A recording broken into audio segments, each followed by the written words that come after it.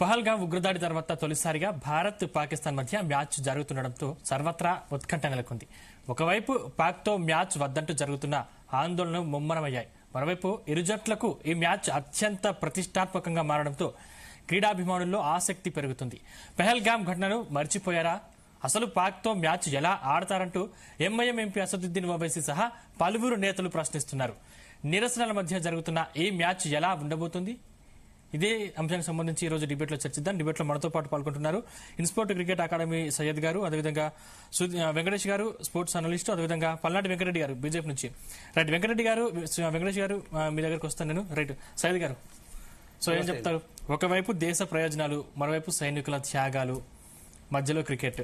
ఈ రోజు జరుగుతున్న మ్యాచ్ ఏ విధంగా ఉండబోతుందంటారు? చాలా మంది అడుగుతున్నారు మ్యాచ్ బైకాట్ అసదుద్దీన్ ఓవైసీ కానీ, బట్ మొన్న అనురాగ్ ఠాకూర్ దీని ఒక స్టేట్మెంట్ చూసిన నేను ఐసీసీ టోర్నమెంట్స్ కానీ ఏసీసీ అంటే ఏషియన్ క్రికెట్ కౌన్సిల్, ఏసీసీ కానీ ఐసీసీ కానీ ఒలింపిక్ కానీ మనం ఎప్పుడైనా అవుట్ సైడ్, నాట్ ఇండియా కానీ పాకిస్తాన్ కానీ అవుట్ సైడ్ మనం ఆడితే కంపల్సరీ కాంపిటీషన్ ఉండాలి. సో ఎందుకంటే పాయింట్స్ చాలా ఇంపార్టెంట్ పాయింట్స్ ఉంటాయి. మనం ఆడకపోతే పాయింట్స్ అక్కడ వెళ్ళిపోతుంది మనకి. మళ్ళీ నెక్స్ట్ మ్యాచ్ మనం బయట అవుతాం. లాస్ట్ మ్యాచ్ ఎక్కువ లీజెంట్లీక్ అయింది last 1 year back, 1-2 months back. India మొత్తం సెమీఫైనల్స్ కానీ రౌండ్ రాబిన్ లీగ్ కానీ బైకౌట్ చేసింది ఆ మ్యాచ్ లీగల్ లీడ్. బట్ ఇది ఏషియన్ క్రికెట్ కౌన్సిల్ కానీ ఐసీసీ కానీ లాస్ట్ మనం చూసినాం మ్యాచ్. బట్ అందరు చాలా మంది చూస్తున్నారు మ్యాచెస్ ఇండియా పాకిస్తాన్ కావాలి, ఇండియా అయింది కాదు, స్పోర్ట్స్ కానీ స్పోర్ట్స్ జర్నలిస్ట్ కానీ ఎందుకంటే చాలా ఇండియా పాకిస్తాన్ మ్యాచ్ అంటే అందరికీ ఇప్పటి నుంచి కాదు, షార్జా అవుతుంది కానీ వరల్డ్ కప్ కానీ ఇది కానీ ఇండియా పాకిస్తాన్ మ్యాచ్ అంటే ఎవ్రీబడి చాలా డూ డే మ్యాచ్, చాలా ఇంట్రెస్ట్ మ్యాచ్. సో అదే గురించి మనం చూసుకుంటే యాక్చువల్లీ నా అభిప్రాయం వాళ్ళు చేసిందంటే actually we have do the boycott the match. 100% boycott చేసి వాళ్ళకి చెప్పాలి మనం ఎందుకు ఆడలేం. ఎందుకంటే last month I was in Kashmir, పహల్గామ్లా ఎట్లా అయింది, చాలా మంది మనం సుందూర్ జాతర చేసినాం. సో నా as a sports man cricket coach నేను. సో కొంచెం ఒక వాళ్ళకు తెలవాలి మనం ఎందుకు బైకాట్ చేస్తున్న మ్యాచెస్, వాళ్ళకు ఎట్లా మనకి ఇండియాలో వచ్చి టెర్రరిస్ట్ వాళ్ళు చేస్తున్న వాళ్ళకు తెలవాలి ఆ సున్ని చేయకూడదు అని. 100% నా అభిమానం. బైకాట్ చేస్తేనే ఐ థింక్ నెక్స్ట్ ఎప్పుడైనా వరల్డ్ కప్ మ్యాచెస్ కానీ, నెక్స్ట్ వరల్డ్ కప్ ఉంది ఇండియాలోనే, సో T20 వరల్డ్ కప్ ఉంది ఇండియాలో, వాళ్ళు వస్తారు కారు వారు మనం అక్కడ పోలే. లాస్ట్ మ్యాచ్ ఛాంపియన్స్ ట్రోఫీ కూడా మొత్తం సెనరీ మొత్తం దుబాయ్లోనే అయింది. I was in that time దుబాయ్లోనే ఉండే. మొన్న మేము దుబాయ్ పోయి వచ్చినాము, దుబాయ్లోనే ఉండే. ఆడితే India is the one of the best team. ఈ ఇద్దరు టీం మనం చూసుకుంటే ఇండియా ఫేవరెట్ ఉంది. కానీ గతంలో అంటే కార్గిల్ యుద్ధం తర్వాత కావచ్చు, లేకపోతే ఉగ్రదాడి తర్వాత కావచ్చు, ఎప్పుడు బైకట్ చేయండి అని అడిగిన ఇప్పుడు జనాలు ఇప్పుడు ఎందుకు లేవనెత్తుతున్నారు అంశాలు అంటారు? ఇది లేటెస్ట్ ఇది. ఎందుకంటే పహల్గామ్ది చాలా మంది మనం చూసిన లాస్ట్ మంత్ నేను కశ్మీర్లోనే పోయినాం. చాలా మంది వచ్చి ఇండియాలో వచ్చి వాళ్ళు అటాక్ చేసి వాళ్ళు వెళ్ళినారంటే మనం దాని తర్వాత మనం సుందీర్ అటాక్ చేసినాం, అది చేసినాం. సో ఆ టెర్రరిస్ట్ వాళ్ళు వచ్చి మన మీద అటాక్ చేసినారు. మనం వాళ్ళతో ఆడితే చాలా మంది unhappy. As a cricket coach నేను క్రికెట్ మంచిగా ఉండాలి, మంచిగా ఆడాలి క్రికెట్, ఎవ్రీబడి హ్యాపీ క్రికెట్ నుంచి ఫ్రెండ్షిప్ అవుతుంది. బట్ ఈ మ్యాచ్ మనం బైకౌట్ చేస్తూనే, ఎందుకంటే ఈ మ్యాచ్ బైకౌట్ చేస్తే వాళ్ళకి తెలుస్తుంది. సెమీఫైనల్ ఫైనల్స్ మనం కలుస్తాం 100%, అప్పుడు మనం చూద్దాం. బట్ ఈ మ్యాచ్ మనకి బైకౌట్ చేస్తేనే వాళ్ళకి తెలుస్తుంది, అరే ఎందుకు బైకౌట్ చేస్తున్నాం. పాకిస్తాన్ మ్యాచ్ కానీ, హాకీ మ్యాచ్ కానీ, హాకీ మ్యాచ్ కూడా గర్ల్స్ రాలే ఇక్కడ మన దగ్గర, మనం కూడా అక్కడ పోలే. ఛాంపియన్స్ ట్రోఫీ మొత్తం చేంజ్ అయింది. సో ఈ match 100% I'm with Asaduddin Owaisi కానీ ఏదైనా ఇండియన్స్ కానీ. I was in cricket coach, I boycott చేస్తేనే మ్యాచ్ ఐ థింక్. వెంకటేష్ గారు నమస్కారం. నమస్తే అండి. సో ఏం చెప్తారు? మొత్తం మ్యాచ్ అసలు పాకిస్తాన్ తో మనకు మ్యాచ్ సంబంధాలు, అసలు మొత్తం సంబంధాలు తెంచుకోవాలి అన్న నిరసనలు వినిపిస్తా ఉన్నాయి. ఏం చెప్తారు మీరు? నిజం, సంబంధాలు తెంచుకున్నాం కూడా మనం. మిగతా అన్ని రంగాల్లో కూడా తెగతంపులు చేసుకున్నాం. ఈవెన్ వాళ్ళ యూట్యూబ్ ఛానల్స్ ని కూడా మన దేశంలో బైకాట్ చేయడం జరిగింది, మన దేశంలో నిషేధించడం జరిగింది. సో అలాంటి క్రికెట్ మాత్రం ఎందుకు ఆడాలని చెప్పి చాలా మందిలో సెంటిమెంట్ ఉంది. యూత్ లో ఎక్కువగా ఇది కనిపిస్తుంది. యూత్ లో చాలా మంది మీకు సోషల్ మీడియాలో చూస్తుంటే బాయ్కాట్ అనేది ట్రెండ్ అవుతా ఉంది. ఎందుకంటే ఇది కేవలం ఏదో మీకు పుల్వామాలోనో ఊరిలోనో జరిగిన సైనికుల మీద జరిగిన దాడి కాదు. ఇన్నోసెంట్ సివిలియన్స్ పైన పాక్ స్టేట్ స్పాన్సర్డ్ టెర్రరిజం. వాళ్ళు పాకిస్తానే టెర్రరిజాన్ని స్పాన్సర్ చేస్తూ మన మీద ఉసికొల్పి టెర్రరిస్టుల్ని చేస్తున్న మామూలు ఆర్డినరీ ఇండివిజువల్స్ పైన, సామాన్య పౌరుల మీద దాడి చేయించడం అనేది ఇంకా గాయం పచ్చిగా ఉంది. ఏప్రిల్లో జరిగిన ఇన్సిడెంట్ కొన్ని నెలలు మాత్రమే అయింది. సో కొన్ని నెలల్లో మన పాకిస్తాన్ తో ఎందుకు ఆడాలి అని ఒక సెంటిమెంట్ ఉంది. I to last A close relative, Vizag చెందిన చంద్రమౌళి గారు నా క్లోజ్ రిలేటివ్. ఆయన కూడా పహల్గాం దాడిలో చనిపోయారు. సో అది అందరికీ ఆ గాయం ఇంకా వాళ్ళ ఫ్యామిలీ ఏ విధంగా సఫర్ అయిందో నాకు తెలుసు. I seen his body, I seen the devastation. అది వాళ్ళ ఫ్యామిలీ ఎంతగా డెవాస్టేట్ అయిందని I seen it with my own eyes. So ఆ ఫీలింగ్ ఉంది. అయితే నేను ఎప్పుడు నమ్మేది ఏంటంటే స్పోర్ట్స్ ని రాజకీయాలని సపరేట్ గా చేయాలని. కానీ ఇది రాజకీయం కాదు, దిస్ ఇస్ నాట్ టెర్రరిజం.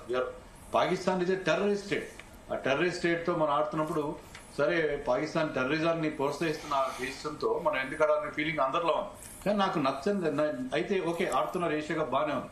నాకు నచ్చని ఒకే ఒక అంశం ఏంటంటే ఈ గ్రూపుల్లో పెడతారు. మన ఇండియాని పాకిస్తాన్ ఒక గ్రూప్ లో పెట్టారు. ఎవరు పెడతారు? నిర్వాహకులు పెడతారు. Organisers of the tournament keep the teams in there groups. దీంట్లో అలా పాకిస్తాన్ ఇండియాని ఒక గ్రూప్ లో ఎందుకు పెట్టాలి? మీరు కేవలం డబ్బుల కోసం మీరు ఆ పని చేశారు. పాకిస్తాన్ అదర్ గ్రూప్ లో పెట్టండి. పాకిస్తాన్ మన గ్రూప్ లో పెట్టాల్సిన అవసరం లేదు, అదర్ గ్రూప్ లో పెట్టండి. వాళ్ళు తర్వాత సూపర్ ఫోర్ క్వాలిఫై అయితే అప్పుడు వాళ్ళతో ఆడదాం, ఫైనల్ క్వాలిఫై అయితే ఆడదాం, తప్పదు, ఎందుకంటే టోర్నమెంట్ ప్రకారం ఆడాలి. అలా కాకుండా ఇండియానే ఈ ఏషియా కప్ నిర్వహిస్తుంది. జరుగుతుంది దుబాయ్లో అయినా కూడా, యూఏలో అయినా కూడా ఈ టోర్నమెంట్ జరుగుతుంది ఇండియా జరుపుతున్నప్పుడు మీరు ఇద్దరిని ఒకే గ్రూప్ లో ఎందుకు పెట్టారు? పెట్టాల్సిన అవసరం ఉంది. ఏంటంటే ఇండియా ఇక్కడ ఈ రోజు 14th రోజు సండే రోజు మ్యాచ్ పెట్టారు. సండే రోజు బోళంత మంది చూస్తారు, కాసుల వర్షం కురుస్తుంది. మళ్ళీ సూపర్ 4 లో ఒకసారి ఆడతారు, మళ్ళీ అక్కడ కాసుల వర్షం కురుస్తుంది. మళ్ళీ ఫైనల్ జరుగుతుంది, ఫైనల్లో 2 టీమ్స్ వస్తే మళ్ళీ 3 సార్లు పాకిస్తాన్ ఆడించి డబ్బులు దండుకుందామని తప్ప బీసీసీఐకి అంత ఇబ్బందుల్లో ఉందా, పేదరికంలో ఉందా బీసీసీఐ? ఈ మ్యాచ్ కానీ ఏషియా కప్ కానీ జరగకపోతే నష్టమా? ఒక గ్రూప్ లో పెట్టడం విషయంలో నాకు అభ్యంతరం ఉంది. ఏషియా కప్ జరగాలి, క్రికెట్ ని మనం స్పోర్ట్స్ ని రాజకీయాలు ముడిపెట్టకూడదని నేను ఎప్పుడు నమ్మే సిద్ధాంతమే. కానీ కావాలని 2 టీమ్స్ ని ఒక గ్రూప్ లో పెట్టాల్సిన అవసరమే ఉంది. ఇండియా పాకిస్తాన్ ఇంత గొడవ జరుగుతుంది, అందుకే చాలా మంది బైకాట్ చేస్తున్నారు. టికెట్ అమ్ములు పోవట్లేదు. సో ఇది కేవలం కమర్షియల్ ఇంట్రెస్ట్ తో జరుగుతుందన్న విషయం మొత్తం, ఆ మెసేజ్ మొత్తం దేశవ్యాప్తంగా వెళ్ళింది. ఈ రోజు ఎక్కువ మంది మ్యాచ్ చూడకపోయినా ఆశ్చర్యం లేదు. అలాగే మీకు అక్కడ ప్రేక్షకులు కూడా మనకి స్టేడియం నిండకపోయినా కూడా ఆశ్చర్యం లేదు. ఎందుకంటే ఈ ఫీలింగ్ నచ్చలేదు మనకేంటంటే కమర్షియల్ గా పాకిస్తాన్ ఇండియా మ్యాచ్లు జరిపి దాని ద్వారా డబ్బులు దండుకుందామనే ఒక ప్రయత్నం జరుగుతుందన్న ఒక అబ్జెక్షన్ మాత్రం అందరిలో కనిపిస్తుంది. అంటే మనతో క్రికెట్ ఆడడం వల్ల పాకిస్తాన్ కి భారీగా ఆదాయం సమకూరుతుంది. దానివల్ల మన మీద దాడి చేయడానికే మళ్ళీ వాళ్ళు ఆయుధాలు కొనుగోలు చేస్తారన్నది ఇక్కడ చాలా మంది ప్రశ్నలు లేవనెత్తా ఉన్నారు. డెఫినెట్ గా ఎందుకంటే ఎప్పుడు చేసినా అదే అవుతుంది కదా. ఇప్పుడు Pakistan last time champions trophy జరిగింది, ఛాంపియన్స్ ట్రోఫీ నిర్వాహకులు ఎవరు? పాకిస్తాన్. సో ఆ డబ్బంతా పాకిస్తాన్ కి వెళ్ళింది. ఆ అమౌంట్ అంతా వాళ్ళు మళ్ళీ ఈ టెర్రరిజం స్పాన్సర్షిప్ వాడుకుంటున్నారు. సో అందుకని పాకిస్తాన్ తో మీరు తెగదంపులు చేసుకుని అన్ని రకాల తెగదంపులు చేసుకోండి. మళ్ళీ ద్వంద్వ వైఖరి కరెక్ట్ కాదు. ఇదే కనుక ఇది కాంగ్రెస్ గవర్నమెంట్ హయాంలో జరుగుంటే బీజేపీ గానీ ఆర్ఎస్ఎస్ గానీ వీళ్ళందరూ ఇప్పటికి they would have been shouting from the roof tops. ఏంటి ఎలా జరుపుతారు, పాకిస్తాన్ ఎలా ఆడతారని చెప్పి చాలా ఆవేశంగా మాట్లాడారు. కానీ ఇప్పుడు బీజేపీ ప్రభుత్వం ఆధ్వర్యంలో ఈ ఏషియా కప్ జరుగుతుంది కాబట్టి, గవర్నమెంట్ క్లియరెన్స్ ఇచ్చింది కాబట్టి చాలా మంది మాట్లాడలేదు. మాట్లాడడం వాళ్ళ నోళ్ళని కట్టేశారు. సో దానికి వాళ్ళు ఈ ద్వంద్వ వైఖరికి సమాధానం చెప్పుకోవాలి. కరెక్ట్. రైట్. వెంకటరెడ్డి గారు నమస్తే అండి. ఏం చెప్తారు? పహల్గామ్ ఘటన, ఓవైపు సైనికుల త్యాగాలు, 26 మందిని మతం అడిగి మరీ చంపిన తర్వాత చాలా ఇప్పుడు క్రికెట్ ఆడుతూ ఉంటే వాళ్ళతో చాలా మంది వ్యతిరేకిస్తున్నట్టు పరిస్థితి. సో ఏం చెప్తారు? అందరికీ నమస్కారం. ఇక్కడ ఇప్పుడు ఇదంతా ఈ కప్ అంతా కూడా ఏషియా కప్ లో 8 కంట్రీస్, 8 దేశాలు ఆడుతూ ఉన్నాయి. ఏషియాలో ఉన్న కంట్రీస్ అన్ని కూడా ఆడుతూ ఉన్నాయి. దాంట్లో ముఖ్యంగా మనం పాకిస్తాన్ ఆడట్లేదనో, పాకిస్తాన్ కు ఆడొద్దనో, పాకిస్తాన్ కు ఉండొద్దనో ఆలోచన ఒకళ్ళు నిజంగా ఉంటే ఆ ఐసీసీ వాళ్ళు ఏవైతే నిర్వాహకులు ఉన్నారో, ఎవరైతే నిర్వహిస్తా ఉన్నారో, ఆ ఐసీసీ కప్ నుంచి ఐసీసీ ఏదైతే ఉందో ఇంటర్నేషనల్ క్రికెట్ కౌన్సిల్, వాళ్ళు మనల్ని ఎలిమినేట్ చేసే అవకాశాలు ఉంటాయి కదా. వాళ్ళు ఎందుకు ఆ గ్రూపులలో యాడ్ చేసి వాళ్ళు తీసుకోవాలి చర్యలన్నీ కూడా. మనం ఒకవేళ నిజంగా ఆడొద్దు, పాకిస్తాన్ తో ఆడొద్దు అంటే మిగతా 7 కంట్రీస్ ఉంటాయి కదా, ఆ 7 కంట్రీస్ తో ఆడొచ్చు కదా మనం. సో అది ఉంటుంది కదా. కానీ దాంట్లో పాకిస్తాన్ పార్టిసిపేట్ చేయదనేది ఈ ఐసీసీని తీసుకోవాలి తప్పితే మనం ఎట్లా డిసిషన్ తీసుకుంటాం అంటే వాళ్ళు వేసిన, ఇప్పుడు ఎక్కడ వేసినా కూడా, ఇక్కడ ఏషియా కప్ కానీ ఇంకో కప్ కానీ డెఫినెట్ గా అన్ని కప్పులలో ఇండియా పార్టిసిపేట్ చేస్తా ఉంది, ఇండియా గెలుస్తా ఉంది. 2020 మ్యాచ్ కానీ మిగతా మ్యాచ్లు కూడా. సో అలాంటప్పుడు ఇదేంటంటే డెఫినెట్ గా మన ప్రోద్బలం కాదు. ఇక్కడ ఐసీసీ ఏదైతే ఉందో, ఇంటర్నేషనల్ క్రికెట్ కౌన్సిల్ ఏదైతే ఉందో, అది వాళ్ళ నిర్వాహకులతోటే మరి దీన్ని ఇస్తా ఉన్నారు. ఆ షెడ్యూల్ అయితే ఇస్తా ఉన్నారు, డెఫినెట్ గా ఇది సూపర్ 6 కి ఇస్తారా, బిగినింగ్ ఇస్తారా, ఎప్పుడు ఇస్తారా అనేది వాళ్ళ మీద డిపెండ్ అయి ఉంటుంది. వెంకటరెడ్డి గారు, ఏంటంటే మనం వెంకటరెడ్డి గారు, పార్టిసిపేట్ చేయకపోతే ఒక నిమిషం ఇది ICC పార్టిసిపేట్ సంబంధం చేయకపోతే లేదు. రేపు పొద్దున This is not a ICC, ఇది ICC. ఐసీసీ జరిపే ఈవెంట్ కాదు. ఐసీసీకి ఎలాంటి సంబంధం లేదు. ఏషియా క్రికెట్ కౌన్సిల్ జరిపే ఈవెంట్. ACC. ఐసీసీకి ఎలాంటి సంబంధం సంబంధం లేదు. లేదు. మన మీద ఎలాంటి sanctions విధించదు. Only ACC, Asian Cricket Council. లేనే You have లేదు. to- గ్రూపులు సెలెక్ట్ చేసేది కూడా నిర్వాహక దేశం Asian cricket board. Asian Cricket Council, ACC. India is the host country. మరి అలాంటప్పుడు మీరు ఇద్దరిని ఒక గ్రూప్ లో బీసీ వాళ్ళు ఎలా ఒక గ్రూప్ లో ఎలా పెట్టారు? ఏ కారణంగా పెట్టారు? కేవలం డబ్బులు దండుకోసం పెట్టారు. మీరు అన్నట్టుగా ఐసీసీని ఇక్కడ ఇన్వాల్వ్ చేయకండి. ఐసీసీకి Not ICC involved. Asia cricket council ACC. ఆధ్వర్యంలో ఏసీసీ ఆధ్వర్యంలో జరుగుతుంది. దీనికి ఐసీసీతో ఎలాంటి సంబంధం లేదు. ఏషియన్ క్రికెట్ కౌన్సిల్ లో కూడా మనకి నిర్వాహక దేశం host countries India. So India తలుచుకుంటేనే అవుతుంది. రెండు దేశాన్ని నేను అడుగుతున్న సూటి ప్రశ్న ఏంటంటే రెండింటిని ఒక గ్రూప్ లో ఎందుకు పెట్టారు? కేవలం అంటే ఇంత ఇన్సిడెంట్ జరిగినా సెంటిమెంట్ మీరు 3 సార్లు పాకిస్తాన్ ఇండియా మ్యాచ్ చెప్పాలని చెప్పి ఎందుకు కోరుకుంటున్నారు? అది నా ప్రశ్న. సైద్ గారు మీరేం చెప్తారు? 100% వెంకటేశ్వర చెప్పినలాగా. ఎందుకంటే వెంకటేశ్వర 2-3 మాటలు చాలా పాయింట్గా అన్నారు వెంకట సార్. ఎందుకంటే నాలెడ్జ్ చాలా ఉంది వెంకట సార్కి, ఎట్లా టాపిక్లో ఎట్లా మాట్లాడాలి. ఏమన్నాడంటే ఆంధ్రాలో మా సైనికు అక్కడ ఒక మంచి చదువుకుని హీస్ కొలీగ్, మన కొలీగ్ కానీ మన తమ్ముడు కానీ ఏదైనా మన ఫ్రెండ్స్ కానీ టెర్రరిస్ట్ చచ్చిపోతే ఏదైనా అయితే ఎట్లా మనకి గుండు చాలా బాధ అవుతుంది. అదే బాధ వెంకట సార్కి ఉంది, అందరికీ ఉంది, మాకు కూడా ఉంది, ఎవ్రీబడి నో. బట్ ఒక గ్రూప్లో పెట్టిందంటే అది కూడా మీరు శ్రీలంకకు పెట్టవచ్చు, బంగ్లాదేశ్కి పెట్టవచ్చు, మీరు లేకపోతే ఆఫ్ఘనిస్తాన్కి పెట్టవచ్చు. మీరు అదే పెట్టకపోతే ఓన్లీ ఫర్ మనీ మీరు ఏసీసీ వాళ్ళు ఇండియాకు చెప్పి అనురాగ్ ఠాకూర్ కానీ రాజు శుక్లా కానీ వాళ్ళు మొత్తం వీళ్ళు వెంకట సార్ వాళ్ళు మొత్తం కండక్ట్ చేశారు. రాజు శుక్లా కానీ వీళ్ళు అంటే కండక్ట్ చేయకూడదు. అలా మీరు సపరేట్ టీంలో పెట్టండి. సపరేట్ టీం అయిన తర్వాత మీరు సెమీఫైనల్ ఫైనల్స్ లో వచ్చిన తర్వాత మనం చూద్దాం మనం అప్పుడు దాకా. లేకపోతే మీరు అదే ఛాంపియన్స్ లో కూడా అదే చేసినారు. మీరు ఒక గ్రూప్ లో పెట్టినారు, దీనిలో కూడా ఒక గ్రూప్ లో పెట్టినారు. ఎందుకంటే ఓన్లీ ఫర్ మంచి పైసలు వస్తాయి మీకు, బ్రాడ్కాస్టింగ్ మంచిగా వస్తుంది మీకు, అండ్ టీవీ రైట్స్ మంచిగా వస్తుంది మీకు, అన్ని మీకు పైసలు వస్తాయి మీకు. దానికోసం ఇండియా రిచెస్ట్ బోర్డు, మనకు అన్ని బోర్డుతో మనకి రిచెస్ట్ బోర్డు. ఇదే పెట్టి అందరికీ మీరు మళ్ళా మనకి ఆ మ్యాచ్ పెట్టి మళ్ళీ బైకాట్ చేయమని అందరు మొత్తం ఇండియా మొత్తం ట్రేడ్ అవుతుంది. సోషల్ మీడియా కానీ అన్ని చూస్తున్నాం రెగ్యులర్ మేము. तो आई थिंक పెట్టొద్దు యాక్చువల్లీ. तो సపరేట్ గ్రూప్ పెడితే మనకి ఈజీ అవుతుంది. ఈ మ్యాచ్ మనం ఈజీగా ఆడుకుని సెమీఫైనల్ ఫైనల్స్ వచ్చి చూద్దాం అప్పుడు. ఎందుకంటే ఇండియా చాలా టఫ్ టీం మేడం. ఎప్పుడు మీరు చూడండి టాప్ ఆర్డర్ నుంచి కింద దాకా 8 దాకా అర్షద్ పటేల్ 8 డౌన్ వస్తాడు. టాప్ ఆర్డర్ మనం చూసుకుంటే అభిషేక్ శర్మ కానీ, శుభం గిల్, సూర్యకుమార్, తిలక్ వర్మ, శుభం దుబే, ఎంత టీం ఇండియా టీం. అది ఇండియా టీం అంటే టీం కాదు, ఇది చాలా భయానక టీం. ఇది మన ఇండియా టీం ఎవరు మన దగ్గర పక్కకి రారు. పాకిస్తాన్ కానీ ఎవ్వరైనా, ఆస్ట్రేలియన్ కానీ ఎవ్వరు T20 ఫార్మాట్ లా. ఆ ఫార్మాట్ లో మనం ఏదైనా టీం వస్తే ఆడొచ్చు. బట్ సపరేట్ పెట్టాలి. వెంకటేశ్వర కరెక్ట్ అన్నాడు. సో మనకు సపరేట్ పెడితే మంచిగా ఉంటుంది. మనం సెమీఫైనల్ ఫైనల్స్ లో మనకు చూద్దాం అప్పుడు. పైకొట్టి లాస్ట్ లీజెండ్స్ లో చేసినారు సార్. ఇర్ఫాన్ పఠాన్ వీళ్ళు ఆడలే చెప్పేసారు వాళ్ళు. హర్భజన్ సింగ్ కానీ, ఇర్ఫాన్ పఠాన్, నిజూ పఠాన్ ఎవరు ఆడలే, మేము ఆడమని. సో లీజెండ్ అట్లనే ఇది మీరు లాంగ్ లెబిన్ మ్యాచ్ లో కూడా సెమీఫైనల్ కూడా డింట్ ప్లే సెమీఫైనల్ పాకిస్తాన్ తో సౌత్ ఆఫ్రికా గెలిచింది. లేకపోతే ఈజీ మ్యాచ్ మనం పాకిస్తాన్ గెలిచే మ్యాచ్ మనకి అది.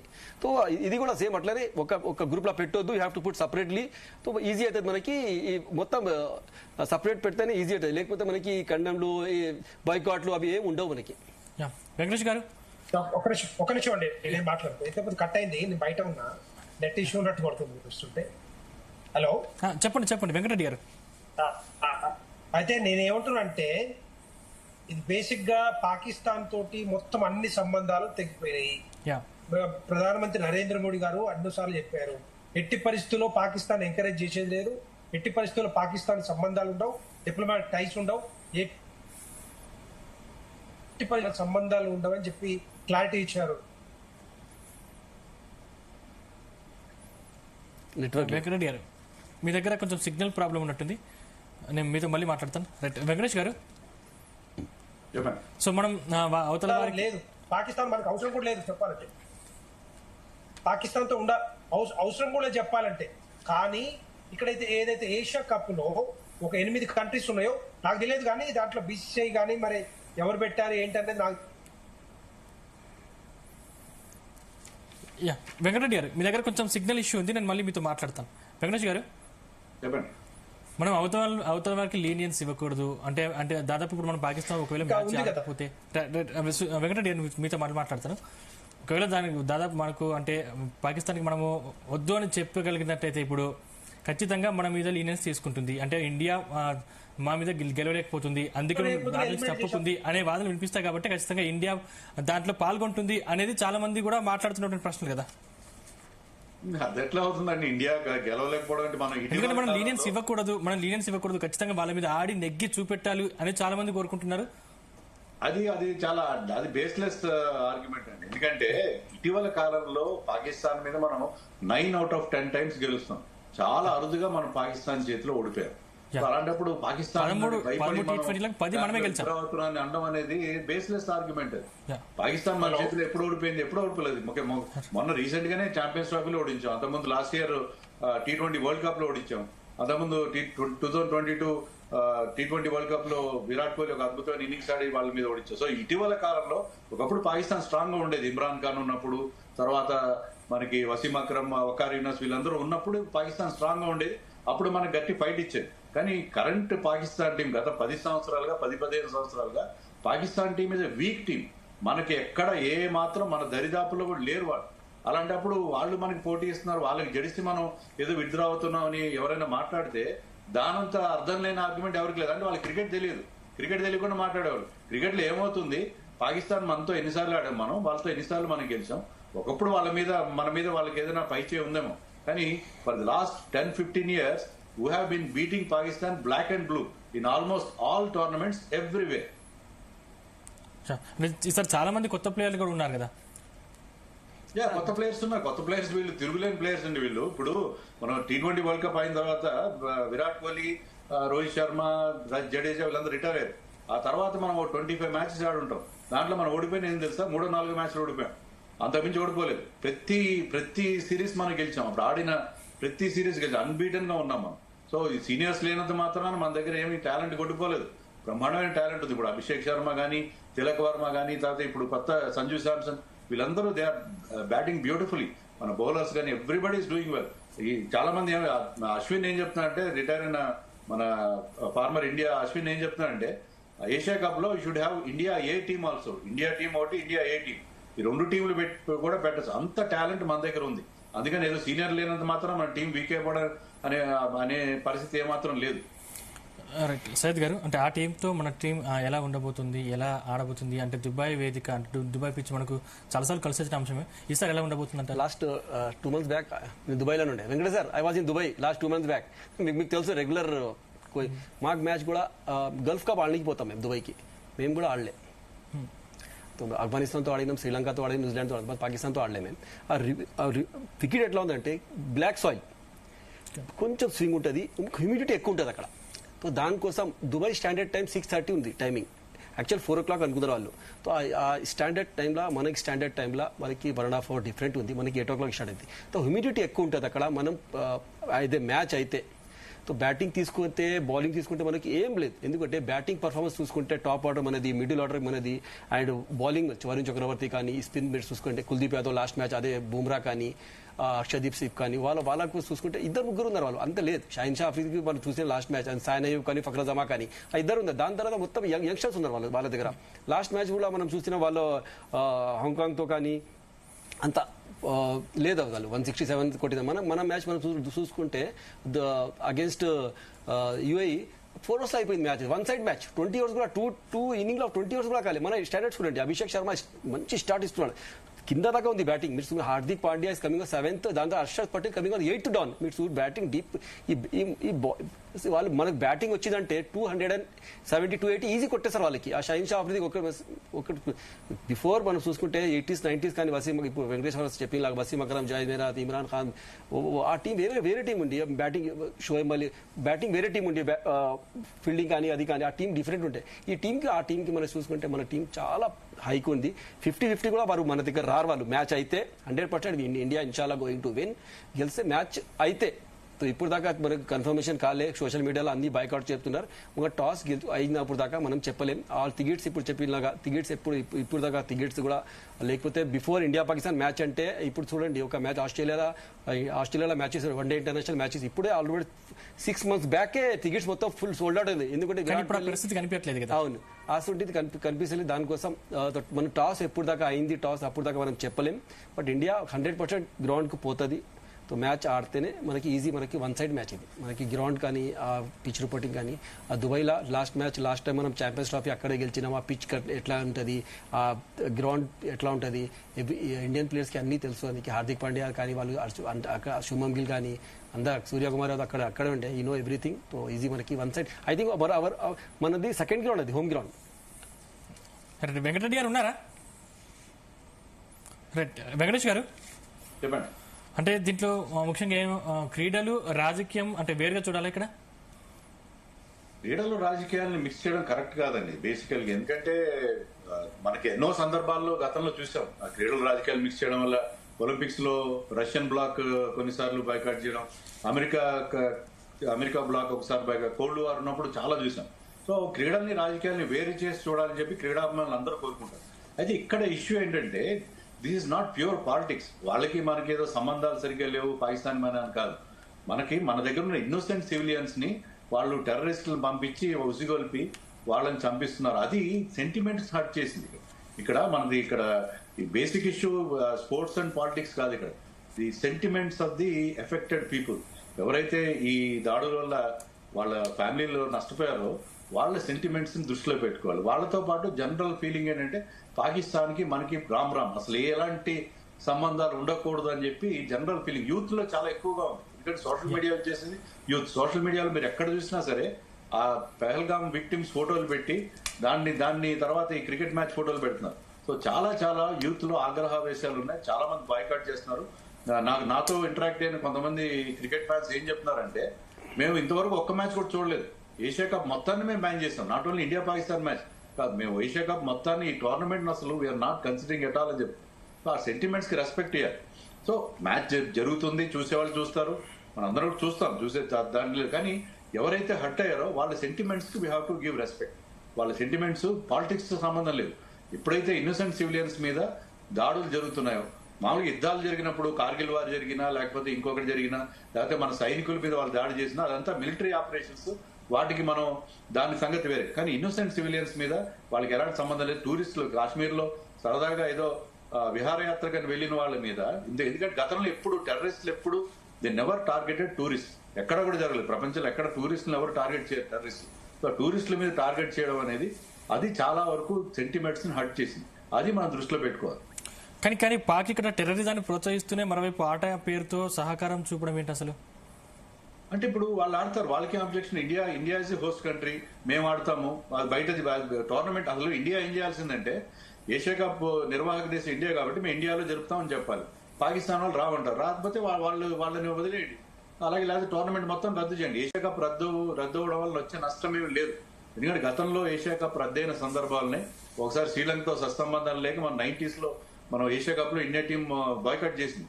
సో అలాంటి సందర్భాలు ఉన్నాయి. ఏషియా కప్ అనేది ఇస్ నాట్, దానికి ఏదో పెద్ద చరిత్ర, ఏషియా కప్ జరగనంత మాత్రాన క్రికెట్ ప్రపంచం మొత్తం స్తంభించిపోతానని ఏం లేదు. ఏషియా కప్ కి ఎందుకంటే మన ఇక్కడ ఉన్న జియో పొలిటికల్ సిచ్యుయేషన్ లో, ఏషియాలో ఉన్న జియో పొలిటికల్ సిచ్యుయేషన్ లో చాలా సందర్భాల్లో మనకి ఈ దేశాల మధ్య ఇబ్బందులు ఉంటాయి. So Asia cup regular basis మీద ఏం జరగట్లేదు. It is not ICC event, ఇది ఏసీసీ ఈవెంట్ మాత్రమే. ఇది జరగకపోవడం వల్ల వచ్చే నష్టం ఎవ్వరికీ లేదు. సో ఇండియా మొత్తానికే బ్యాన్ చేస్తుంది. అలా కాకుండా పాకిస్తాన్ కూడా ఆడాలి, మేము న్యూట్రల్ కంట్రీలో జరుపుతాము, తర్వాత ఒకటే గ్రూప్ లో పెడతాము, దాని ద్వారా 3 సార్లు పాకిస్తాన్ ఇండియా ఆడించి గోల్డ్ని డబ్బులు దండుకుంటామంటే that has no meaning at all. ఆ టికెట్లు కూడా ఎలా పెట్టారు, టికెట్లు ఎందుకు అమ్ముడుపోవట్లేదు? దానికి 2 రీజన్స్. చాలా మందికి ఇంట్రెస్ట్ లేదు, బాయ్కాట్ థ్రెట్ ఉంది, అదొకటి. రెండోది ఏంటంటే మీరు ఇండియా పాకిస్తాన్ మ్యాచ్ చూడాలంటే ఈ ఒక్క మ్యాచ్ టికెట్ కొనుక్కోవడానికి వీల్లేదు. మీరు ఇంకో 2-3 మ్యాచ్లు కలిపి అన్నిటికీ కలిపి ఒక ప్యాకేజ్ తయారు చేశారు. ఒమాన్ తో జరిగే మ్యాచ్ దాన్ని కూడా మీరు కొనుక్కోవాలి అని చెప్పేసరికి చాలా మంది ఫ్యాన్స్ వెనక్కి వెళ్ళిపోయారు. ఆ టికెట్ ప్రైసెస్ కూడా starting from 11,000 and going up to 2.5 lakh rupees, అంటే ఇండియన్ రూపీస్ లో చెప్తాను, దరామ్స్ లో కాదు నేను చెప్పేది. సో అంత ఎక్కువ టికెట్లు పెట్టారు. సామాన్యులు ఎవ్వరికి అందుబాటులో లేవు. మీకు అక్కడ దుబాయ్ లో ఉండేది సయీద్ గారు కూడా తెలుసు.